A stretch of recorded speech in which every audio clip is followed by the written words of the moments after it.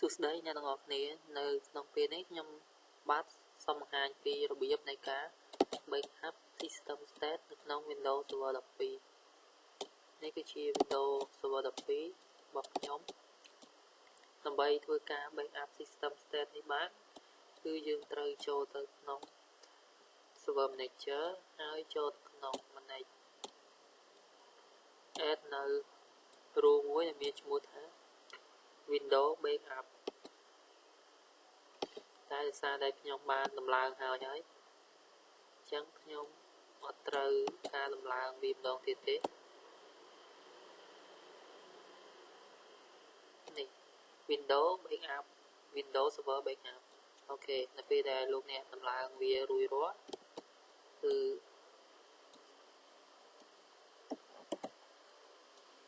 ក្នុងនេះមានតែមួយ partition ទេអញ្ចឹងខ្ញុំអត់មាន partition សម្រាប់ store នៃ file backup ទុកទេឥឡូវខ្ញុំសូម add នៅ hard disk មួយបន្ថែមទៀត backup system state នេះប្រើប្រាស់សម្រាប់ backup នៅ OS នៅក្នុង Windows Server បើសិនជាយើងមាន error នៅ filter ណារួចហើយពេលដែលយើងមានបញ្ហា error យើងបាន backup ទុកយើង restore មកវិញគឺវានឹងមកដល់កន្លែងដែលយើងបាន backup ដូចមុនតែมันអាច store នៅ file ឧទាហរណ៍ថាពេលដែលខ្ញុំ backup គឺខ្ញុំមាន folder test នេះតើខ្ញុំ backup ហើយខ្ញុំលុបនៅ folder នេះគឺពេលដែលខ្ញុំ discovery មកវិញគឺ folder នេះវាមិនសូមមកវិញទេព្រោះនិយមន័យនៃការ backup Windows Server backup system state នេះគឺ backup ទៅលើ configuration ហើយនឹង OS របស់ Windows តែប៉ុណ្ណោះបាទខ្ញុំសូម add hard disk មួយចូលទៅ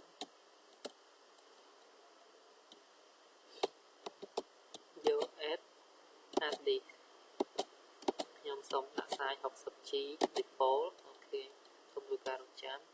អូខេតើមកខ្ញុំចូលទៅ Server Manager ម្ដងទៀតខ្ញុំយក file and storage switch ខ្ញុំយកពាក្យ hard disk សូមធ្វើការរងចាំកន្លែងនេះគឺជា hard disk ដែលខ្ញុំបាន add បាញ់មិញខ្ញុំយក bring online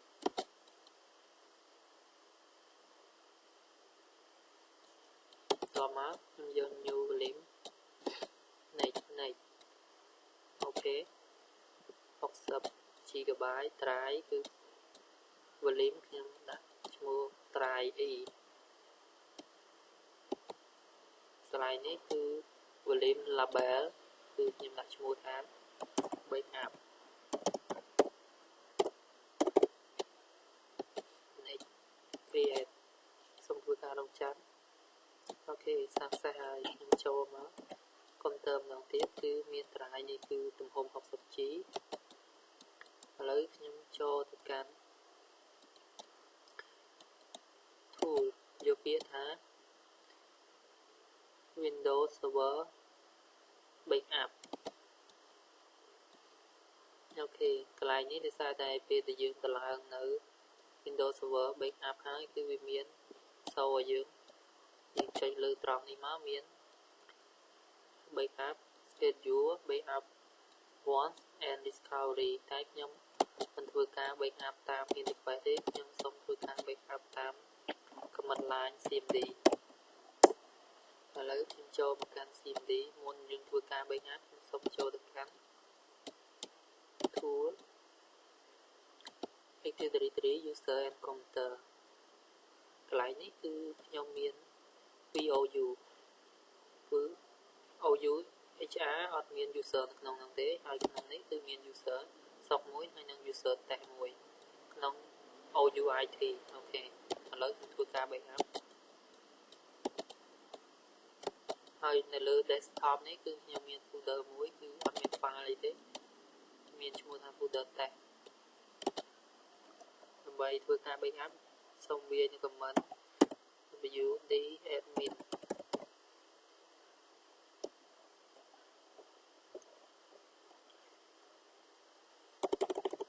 wb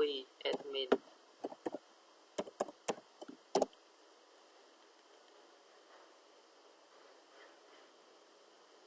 start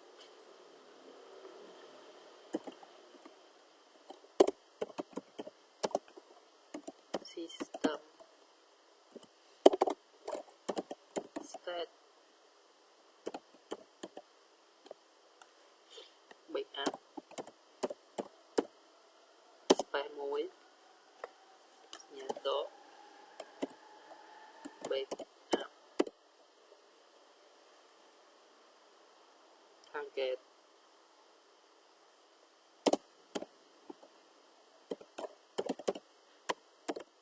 cái nàyនេះគឺយើងដាក់ឈ្មោះ partition ដែលយើង store នៅ file backup ខ្ញុំដោយសារបំបញ្ញមិញខ្ញុំកើតគឺ partition try e អញ្ចឹងខ្ញុំសូមដាក់ថាចុច 2 e ចុច 2 ហើយធ្វើការ enter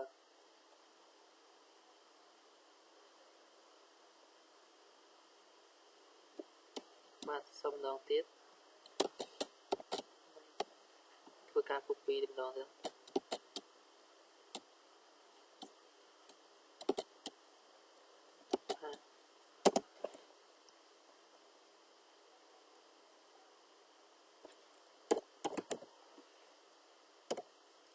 backup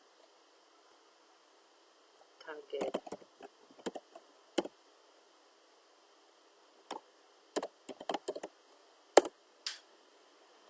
កន្លែងនេះគឺបានសួរយើងថា do you want to start the backup location អញ្ចឹងចុច y មានន័យថា yes do you want to continue កន្លែងនេះមានន័យថាតើអ្នកចង់ធ្វើការ backup មែនទេឥ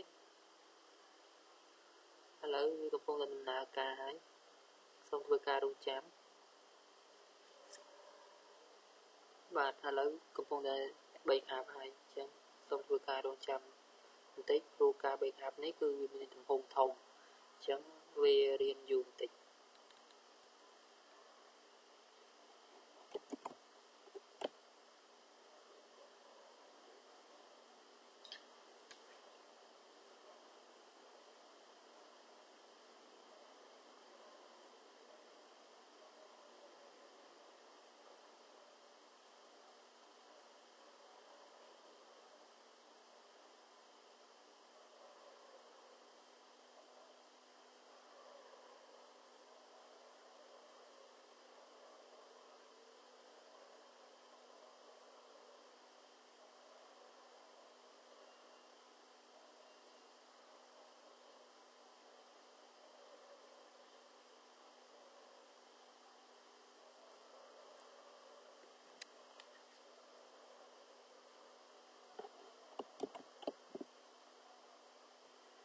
បាទឥឡូវការ backup របស់យើងគឺទទួលបានជោគជ័យហើយវា complete ហើយបាទអញ្ចឹងខ្ញុំសូមចូលទៅមើលក្នុង drive ពីម្ដងទៀតនេះគឺ file ដែលយើងបាន backup គឺមានទំហំ 6.56 GB អូខេ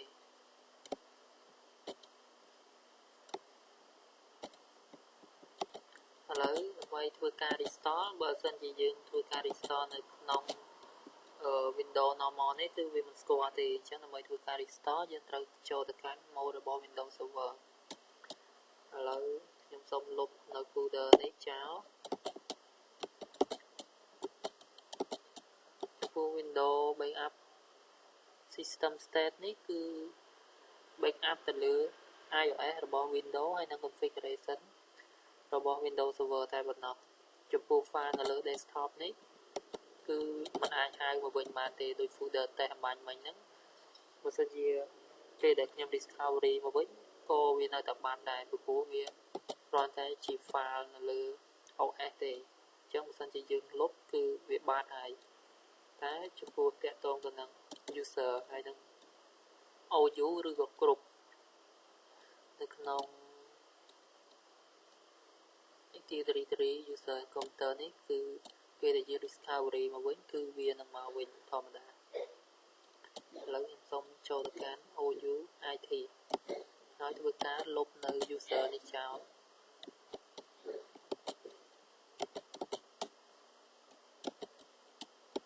អូខេក្នុង OU IT ខ្ញុំលុប user 2នេះចោលហើយឥឡូវខ្ញុំសូមធ្វើការ restart នៅ Windows Server នេះ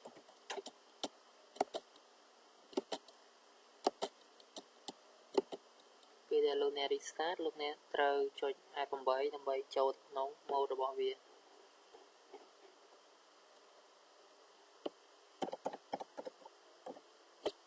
េះមិនមែនចូលទៅក្នុង save mode ទេគឺលោកអ្នកត្រូវចូលទៅក្នុង directory switch repair mode កែ enter សូមធ្វើការរងចាំហើយនៅពេលដែលលោកអ្នក log ចូលនៅ user គឺវាទាមទារនៅ password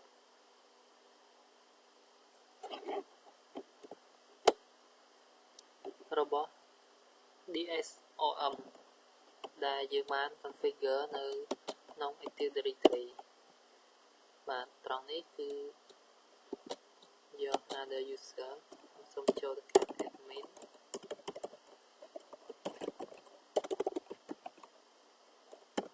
នេះកន្លែងនេះគឺ password DSOM បាទវាយខុស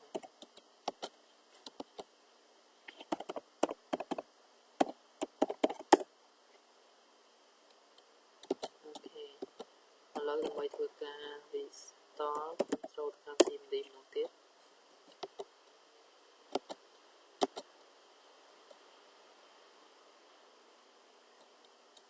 តបមកខ្ញុំសូមវាយនៅ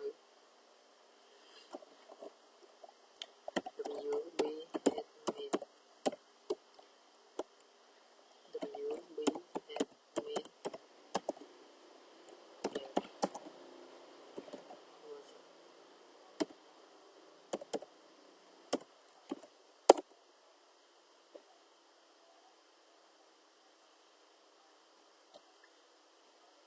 កន្លែងនេះដើម្បីសូនៅព័ត៌មានដែលយើងបាន backup អញ្ចឹងក្នុងនេះគេបានដាក់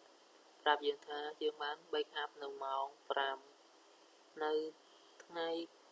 ទី 15 ខែ 5 2017 នៅម៉ោង 8:46 នាទីអញ្ចឹងកន្លែងដែលសំខាន់គឺកន្លែង backup target នេះគឺអូសំទោសគឺកន្លែង version identifier កន្លែងនេះគឺជាកន្លែងសំខាន់ពីព្រោះយើងត្រូវចាំនៅថ្ងៃខែហើយនិងម៉ោងដើម្បីធ្វើការ discovery មកវិញ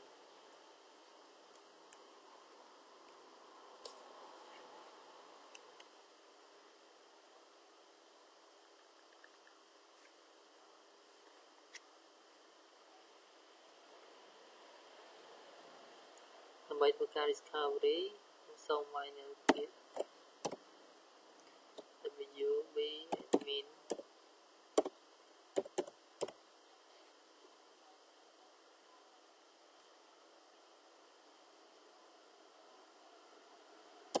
start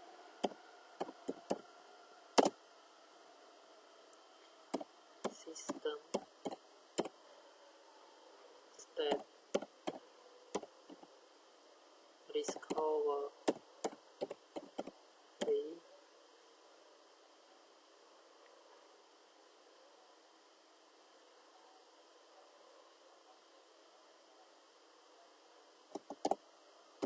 version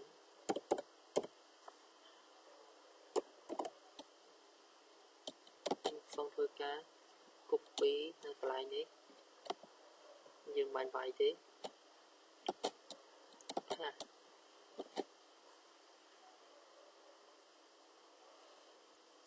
បាទ backup កន្លែងនេះគឺជាកន្លែងដែល browse ទៅរក file ដែលយើងបាន backup ហើយដើម្បីធ្វើការ discovery មកវិញ target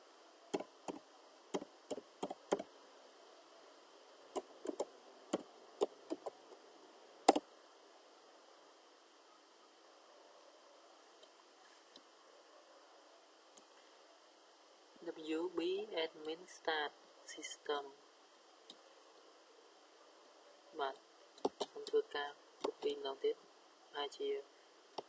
មានវាយខុសពីត្រង់ណា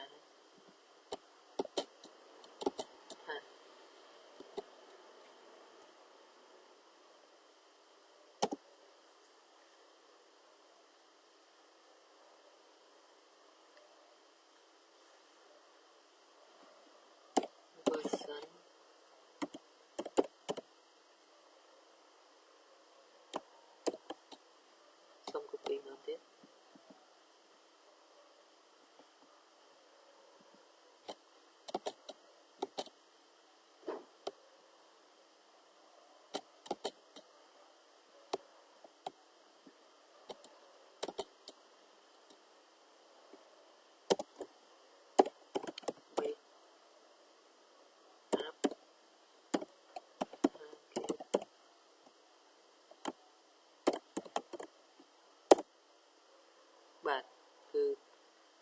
នេះវាសួរថាយើងចង់ discovery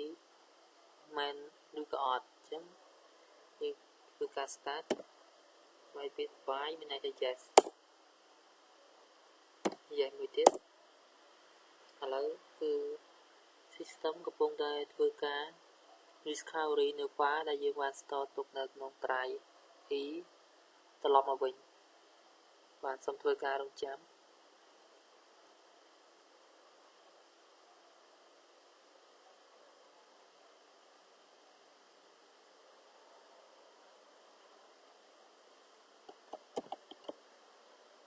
បាទឥឡូវ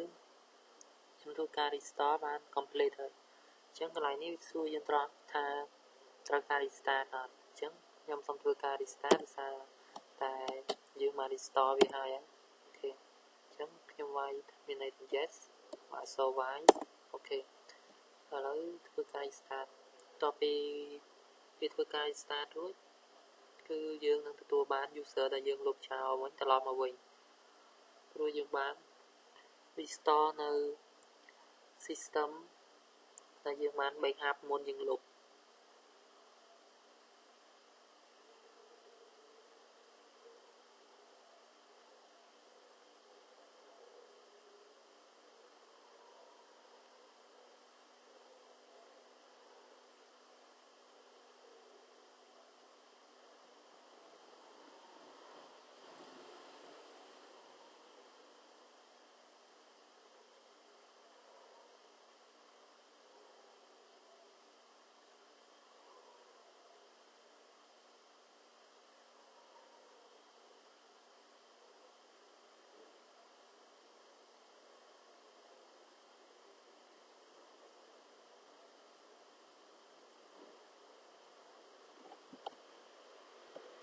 បាទឥឡូវខ្ញុំសូមធ្វើការ log ចូលនៅ Windows ម្ដងទៀត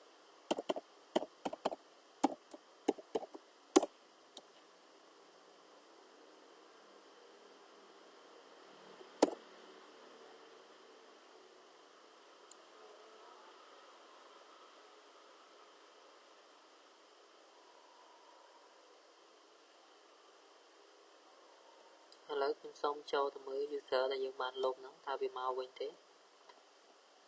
Directory user and computer អូខេនេះលោកអ្នកនឹងឃើញ user ដែលលោកអ្នកបានលុបដែលខ្ញុំបានលុបមិញហ្នឹងគឺវាមកវិញដោយសារតែយើងបាន discovery វាមកវិញតែចំពោះ folder នៅលើ desktop នេះគឺវាបាត់ហើយពីព្រោះវាមិនមែននៅក្នុង configuration ទេវាគ្រាន់តែជាប្រភេទ file តែវានៅក្នុង recycle bin ទេយើងអាចហៅវាមកវិញបានអូខេអរគុណសម្រាប់ការទស្សនានៅវីដេអូនេះបាទសូមអរគុណ